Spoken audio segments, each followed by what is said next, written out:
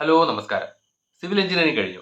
ഇനി പോസ്റ്റ് ഗ്രാജുവേഷന് പോകണോ അതോ സൈറ്റ് എഞ്ചിനീയറായി പോകണോ? ബിടെക് കഴിഞ്ഞ മിക്ക ആൾക്കാർക്കും ഉണ്ടാവുന്ന ഒരു സംശയമാണ്, ഞാൻ ഇനി പി ജിക്ക് പോകണോ, അതായത് എംടെക് എടുക്കാൻ പോകണോ, ഈ ഒരു ഡിഗ്രി കൊണ്ട് ഓക്കെ ആവുമോ എന്നുള്ള ഒരു സംശയം. ഇതെൻ്റെ അടുത്ത് ഒരുപാട് കാലങ്ങളായിട്ട്, ഒരുപാട് കാലം എന്ന് പറയുമ്പോൾ ഏകദേശം ഒരു 2 years ആയിട്ട് ഒരുപാട് ആൾക്കാർ ചോദിക്കാറുണ്ട്. അതിന് കാരണം 2 വർഷങ്ങൾക്ക് മുമ്പ് എംടെക് അഡ്മിഷനും അതുപോലെ തന്നെ ഗേറ്റ് സ്കോറുമായി ബന്ധപ്പെട്ട് ഞാൻ കുറച്ചധികം വീഡിയോസ് ചെയ്തിട്ടുണ്ടായിരുന്നു. ആ വീഡിയോയുടെ കമന്റ് ബോക്സിലും അതുപോലെ തന്നെ എൻ്റെ മറ്റ് സോഷ്യൽ മീഡിയ പ്ലാറ്റ്ഫോമിലുമൊക്കെ ഒരുപാട് ആൾക്കാർ എനിക്ക് പേഴ്സണലി മെസ്സേജ് അയക്കാറുണ്ട്.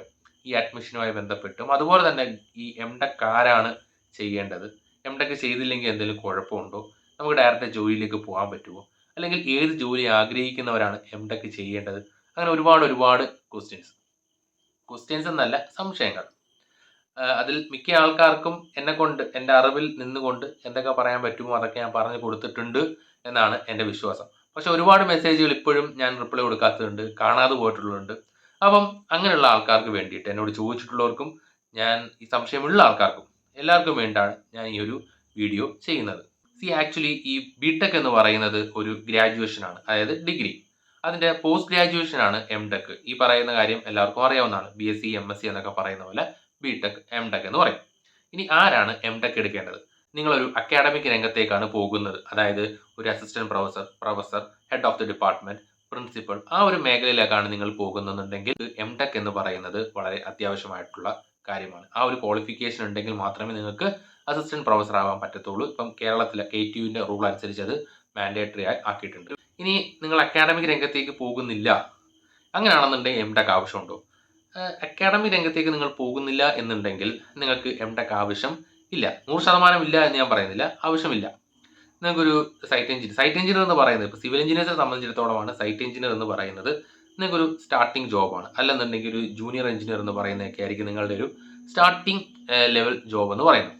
അപ്പം ഇതിൻ്റെ ഒരു സ്കെയിൽ പറയുകയാണെന്നുണ്ടെങ്കിൽ site engineer, senior site engineer, lead site engineer, assistant project engineer, project manager, resident engineer, അങ്ങനെ ഒരുപാട് ഒരുപാട് തസ്തികകൾ ഈ പറയുന്ന എഞ്ചിനീയറിംഗ് മേഖലയിൽ, അത് ബിൽഡിംഗ് മേഖലയുണ്ട്, അതുപോലെ തന്നെ റോഡ് ഉണ്ട്, ഇറിഗേഷൻ ഉണ്ട്, ഒരുപാട് ഡിപ്പാർട്ട്മെന്റുകളുണ്ട്. ഈ ഗവൺമെന്റ് ആണെന്നുണ്ടെങ്കിൽ ശരി, പ്രൈവറ്റ് ആണെന്നുണ്ടെങ്കിൽ ശരി. ഇതിന്റെ ഇപ്പം ഗവൺമെന്റ് മേഖലയിൽ പോകുകയാണെന്നുണ്ടെങ്കിൽ ബിടെക് ക്വാളിഫൈഡ് ആണെന്നുണ്ടെങ്കിൽ നിങ്ങൾക്ക് ഫസ്റ്റ് അസിസ്റ്റന്റ് എഞ്ചിനീയർ ആവാൻ പറ്റും. അതിനുശേഷം എന്താണ് അസിസ്റ്റന്റ് എക്സിക്യൂട്ടീവ് എഞ്ചിനീയർ, അങ്ങനെ ചീഫ് എഞ്ചിനീയർ, അങ്ങനെ പോകാൻ പറ്റും. ഇവരെല്ലാവരുടെയും ക്വാളിഫിക്കേഷൻ എന്ന് പറയുന്നത് ബിടെക് തന്നെയാണ്. സോ നിങ്ങൾക്ക് അവിടെ എംടെക് ഉണ്ടെങ്കിൽ PhD ഉണ്ടെന്ന് എന്ന് വിചാരിച്ചുകൊണ്ട് നിങ്ങൾക്ക് ഡയറക്റ്റ് ചീഫ് എഞ്ചിനീയർ ആവാൻ പറ്റത്തില്ല.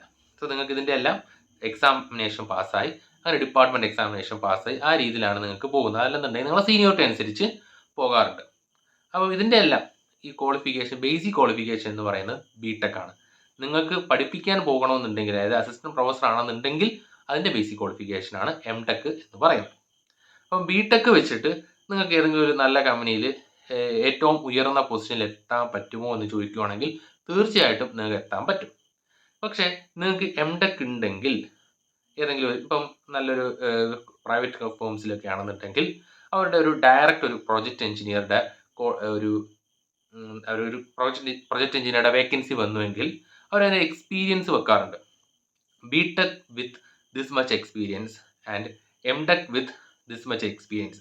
നിങ്ങൾ എംടെക് ക്വാളിഫൈഡ് ആണ് എന്നുണ്ടെങ്കിൽ നിങ്ങൾക്ക് അവിടെ ആ എക്സ്പീരിയൻസിൻ്റെ എണ്ണത്തിൽ ചെറിയ വ്യത്യാസം ഉണ്ടാക്കാൻ പറ്റും.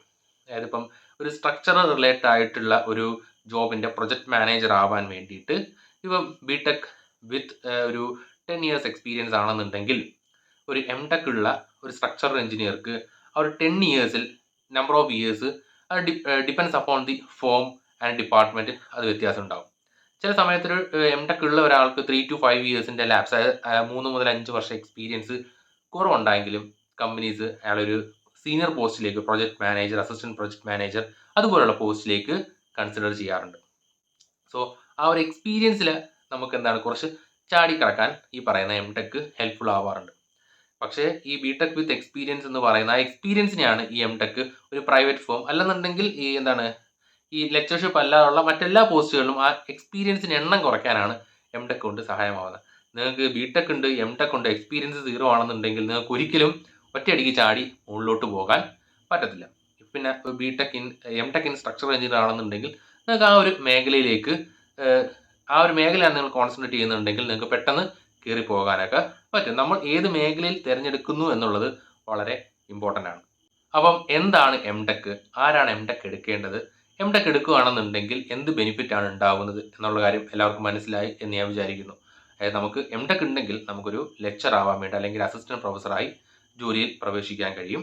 അല്ലാതെ നമുക്ക് എംടെക് ഉണ്ടെങ്കിൽ നമുക്ക് മറ്റ് ജോലികൾ എന്ന് പറയുമ്പോഴത്തേക്ക് ഒരു ഫേമിൽ പ്രൊജക്റ്റ് ഹാൻഡിൽ ചെയ്യുന്ന രീതിയിലേക്ക് വരുമ്പോഴത്തേക്ക് അവിടുത്തെ എക്സ്പീരിയൻസിൽ ജമ്പ് ചെയ്ത് പോകാൻ വേണ്ടി സാധിക്കുന്നതാണ്. ഇനിയുള്ള മറ്റൊരു സംശയമാണ് ഞാൻ ഈ എംടെക് എപ്പോൾ ചെയ്യണമെന്നുള്ളത്. നിങ്ങളൊരു അക്കാഡമിക് രംഗത്തേക്ക്, അതായത് ടീച്ചിങ്ങിലേക്ക് പോവുകയാണെന്നുണ്ടെങ്കിൽ നിങ്ങൾ ബിടെക് കഴിഞ്ഞാൽ ഉടൻ തന്നെ നിങ്ങൾക്ക് എംടെക് ചെയ്യാൻ പറ്റും. അതിനുശേഷം പോസ്റ്റ് ഗ്രാജുവേഷൻ അതുപോലെ തന്നെ PhD എടുക്കണമെന്നുണ്ടെങ്കിൽ ആ രീതിയിലേക്ക് നിങ്ങൾ അക്കാഡമിക് രംഗത്താണ് പോകാൻ താല്പര്യമെന്നുണ്ടെങ്കിൽ അങ്ങനെ നമുക്ക്, അല്ലെങ്കിൽ അക്കാഡമിക് രംഗം എന്ന് പറയുമ്പോൾ റിസർച്ച് ആൻഡ് അക്കാഡമിക്സ് ആ ഒരു ഫീൽഡിലേക്ക് നിങ്ങൾക്ക് പോകാം. അപ്പം തന്നെ എടുക്കണമെന്ന് ഞാൻ പറയും.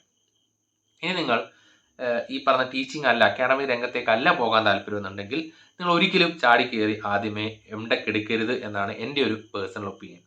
നിങ്ങൾ ആദ്യം ബിടെക് എടുത്തിട്ട് നിങ്ങൾ കുറച്ച് ഫീൽഡിൽ വർക്ക് ചെയ്യാൻ പറയും.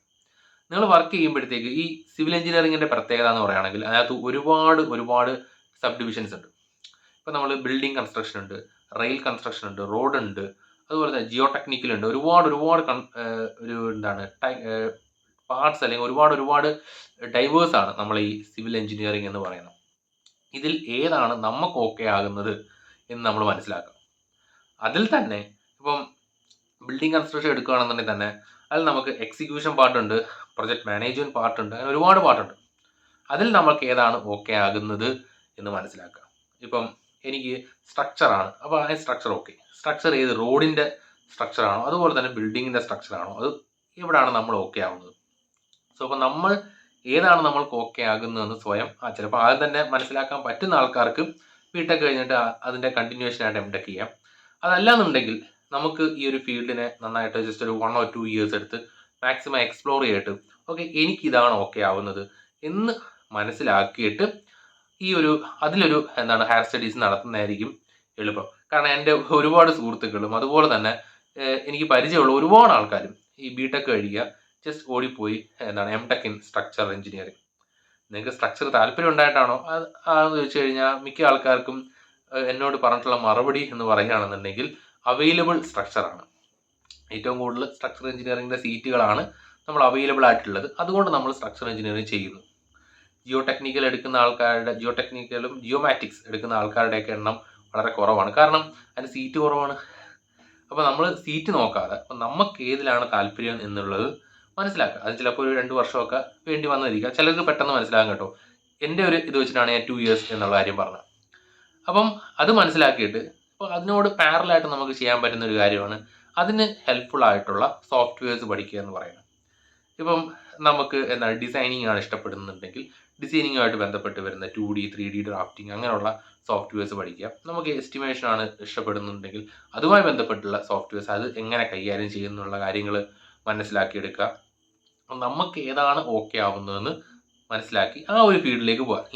ഇനിഷ്യലി നമുക്ക് പലപ്പോഴും കിട്ടുന്ന ജോലി എന്ന് പറയുന്നത് സൈറ്റ് എഞ്ചിനീയർ. ഞാൻ തുടക്കത്തിൽ പറഞ്ഞില്ല, സൈറ്റ് എഞ്ചിനീയർ ആവണോ PG എടുക്കണോ എന്ന ഒരു സംശയമാണ് പലരും എന്നോട് ചോദിച്ചിട്ടുള്ളത് എന്ന് ഞാൻ പറയാൻ കാര്യം, നമുക്ക് കൂടുതലും കിട്ടുന്ന ജോലി ഒന്നുകിൽ ജൂനിയർ എഞ്ചിനീയർ അല്ലെന്നുണ്ടെങ്കിൽ സൈറ്റ് എഞ്ചിനീയർ എന്നുള്ളതാണ്.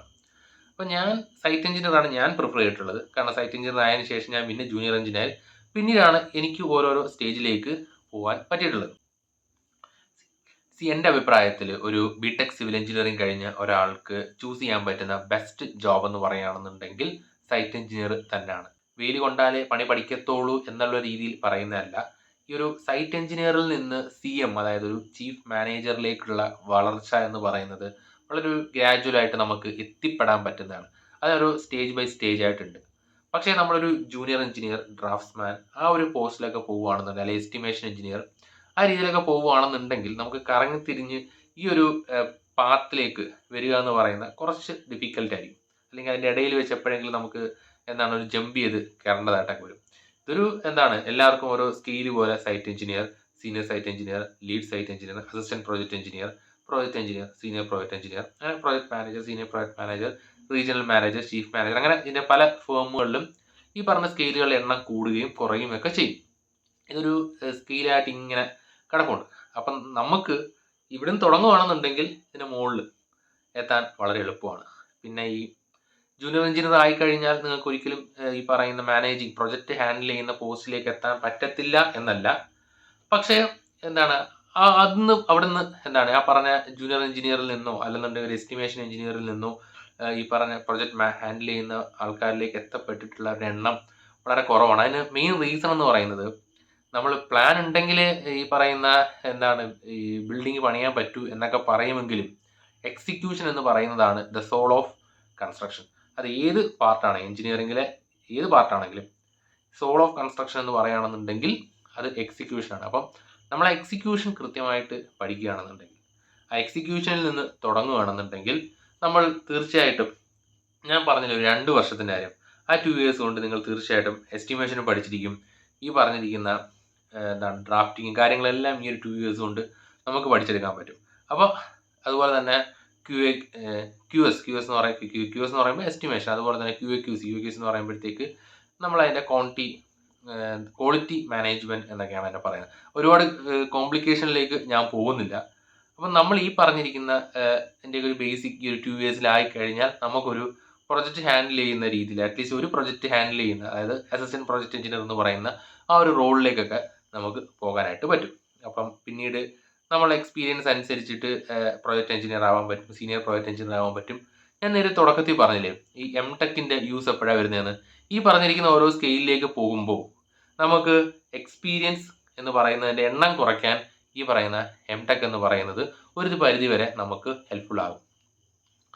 അപ്പം അതുകൊണ്ടാണ് ഞാൻ നേരത്തെ പറഞ്ഞത്, നിങ്ങൾക്ക് താല്പര്യമുള്ള ഫീൽഡിൽ, ഇപ്പം സ്ട്രക്ചറൽ ഫ്രീ ആയിട്ട് കിടക്കുന്നു എന്ന് വിചാരിച്ചുകൊണ്ട്, അല്ലെങ്കിൽ സ്ട്രക്ചറൽ സീറ്റ് കൂടുതലാണ് എന്ന് വിചാരിച്ചുകൊണ്ട് എല്ലാവരും പോയി സ്ട്രക്ചറൽ എംടെക് എടുക്കണമെന്ന് യാതൊരു നിർബന്ധവുമില്ല. നമ്മൾ ജിയോ ടെക്നിക്കലിലാണ് കൂടുതലും നമ്മളുടെ കോൺസെൻട്രേറ്റ് ചെയ്യാൻ താല്പര്യമുള്ളതെന്നുണ്ടെങ്കിൽ ആ ഫീൽഡ് മനസ്സിലാക്കി അതിൽ പോയി എംടെക് എടുക്കുക, ആ ഒരു മേഖലയായിട്ട് മുന്നോട്ട് പോവുക. ഞാൻ ഇത് ചെയ്യാനുള്ള മെയിൻ റീസൺ ഇത്രയേ ഉള്ളൂ. ഇപ്പം നമ്മൾക്ക് എംടെക് ആവശ്യമാണോ ഇല്ലയോ എന്ന് ആദ്യം തീരുമാനിക്കേണ്ടത് നമ്മളാണ്.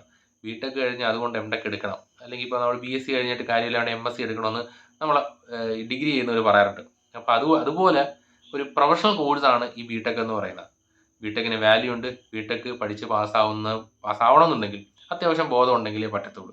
അപ്പോൾ നമ്മൾ പല സിനിമകളിലും കാര്യങ്ങളിലും ഒക്കെ കാണുന്ന വെച്ചിട്ട് ആ ബിടെക് വലിയ വിലയില്ല, ഇനി എംടെക് കൂടെ കിട്ടണം, എംടെക് കുറച്ച് കഴിയുമ്പോൾ എംടെക്കിന് വലിയ വിലയില്ല, ഇനി പോസ്റ്റ് ഗ്രാജുവേഷൻ കിട്ടണം, പോസ്റ്റ് ഗ്രാജുവേഷൻ അല്ല PhD കിട്ടണം, അങ്ങനെ പോകേണ്ട ആവശ്യമില്ല.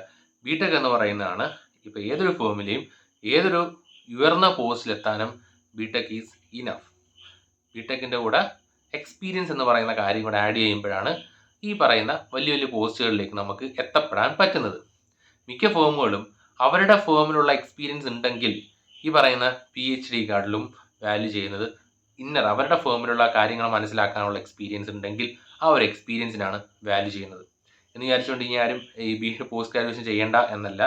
നിങ്ങൾക്ക് ഒരു മേഖലയിൽ അതിലാണ് നിങ്ങൾക്ക് ഈ ഒരു ഇൻ്റലിജൻസ് ഉള്ളത്, അല്ലെങ്കിൽ നമ്മൾ ആ ഒരു മേഖലയിലാണ് കൂടുതൽ പ്രാവീണ്യം ഉള്ളത് എന്നുണ്ടെങ്കിൽ നമുക്ക് അതിന് കുറച്ചും കൂടെ അപ്ഡേറ്റ് ചെയ്യുന്നതിൽ യാതൊരു